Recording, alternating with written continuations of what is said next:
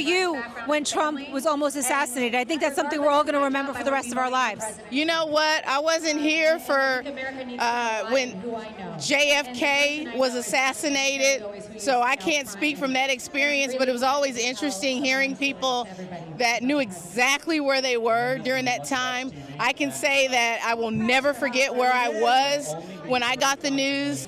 I was actually preparing to come here to the RNC. I was doing some last-minute shopping when the news came in. I got a text message. I looked at my phone, and I saw Trump has been shot. I immediately, it was like my heart just dropped. I couldn't believe it. I was discombobulated. I was shoe shopping, and I couldn't see straight, so I just had to like take a moment. I saw that he had gotten up and put his fist in the air and was saying, "Fight, fight, fight," and it was a moment, it was like relief and confusion at the same time. I was at a hotel. Because my electricity was out because of a hurricane.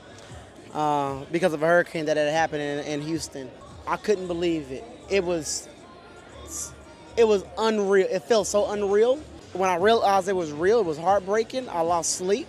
I think a lot of Americans lost sleep. I'm in law enforcement, so just working in the police car and got the text message, and it's like, wow, this is really happening here in America. I was actually at the house on my computer covering news. So I was actually covering the rally live when it happened. When I saw it and saw him go down, I thought it could have been a wound, you know, because it ain't like movies. It takes some time for gunshots to really take their full effect, and I was fearing for the worst that he might have collapsed after the shot. So I was actually fearing for the worst. What was your reaction to Trump's reaction when he went down, jumped up?